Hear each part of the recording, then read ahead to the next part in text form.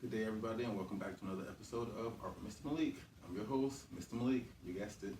On today's episode of Art with Mr. Malik, we're going to be going over doing art on found objects. And what I mean by found objects are things you just found around outside, nature, your house, things like that. Things that people kind of throw away that they don't really want anymore. Those are kind of found objects. And so today, I want to introduce you to my series of found objects called Brick City Project.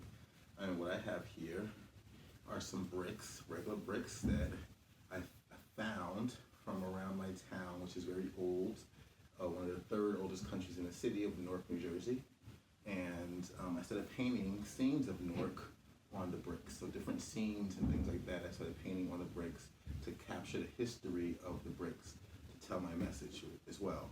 And so today, I'm going to just go over what that is and how I got there. Ready?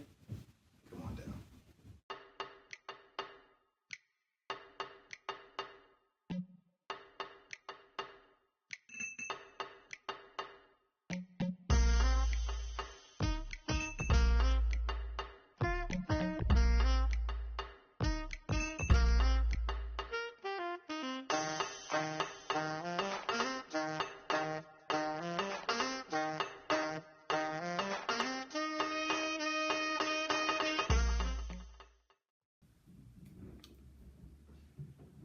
So as you can see, what I have here is just a regular old brick.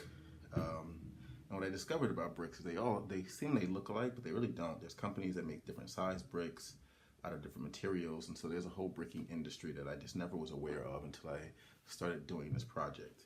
And so what I did was, like I said, I went around town and collected these old bricks from abandoned buildings and things like that and repurposed them into art pieces.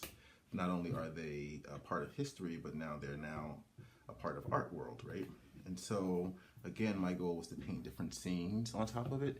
This is the museum of here in town. I have here the Portuguese festival that is here also in my city. And then just, again, painting historic scenes on these bricks. That way I capture the moment and capture the history of the time period, and now transform this brick into a regular old thing that you would ignore in the street into a now fine art piece. Take a look at this one. This is my town city hall. The same concept and idea, just to kind of capitalize the history of the city by documenting visually what the city currently looks like. What I wanted to show you also is kind of how I got there, right? So I really started off with a regular old brick, right? And I love it because it has different characters as far as the dents and grooves. So I decide on which side I want to paint on first. I clean it up as much as I can, wash it off, kind of get rid of all the dirt and grind. And then I come in with my painter's knife, which I have here, and some gesso, which you can get in any art store. That just talks. This gesso is basically a covering, almost like a primer, but it's thicker, so you can create different layers to it. And what I do is basically this: come in and I start to create a flat, smooth layer. This is almost like peanut. It has a texture of like peanut butter. You see how thick this is? Then I can really smooth this out over the surface.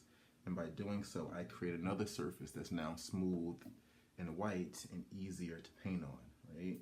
So that's the first step of doing my brick project. And I carefully come in and make sure I get all the way to the edges and smooth this out as much as possible, all the way over.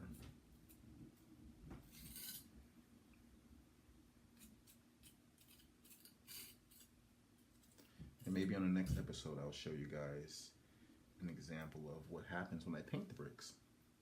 But for today, I just wanted to show you, introduce you to the series, and also just show you a quick demonstration of how I prepare the brick before I do paint it. So as you can see, I don't know if you can see it at home, but each stroke creates different textures. So I'm trying to smooth it out as much as I can so that when I paint it, it's a pretty smooth, flat surface. But that's the basic idea of it. You do this as much as you want. I can let this dry and add another coat if I would like. But I think I'm okay right now. clean off my knife.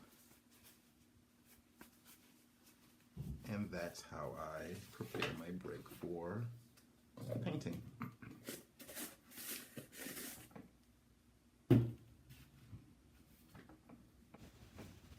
Voila. And it was just a basic white brick right now, but again, it will turn out to be one of these beauties soon. And again, I can also do stencils where I can create letters or words that you can do also on your brick. So it all depends on you, what you want to do on your found object. So I encourage you to go outside and find some things. You can use wood, paper, cardboard, empty cereal boxes, things like that you can easily turn into a canvas for some art pieces. So I encourage you to try to do so and see what you can come up with. Please share what you discover and what you paint with me online in the comments or send me an email. And so for today, this is my lesson, and thanks for stopping by.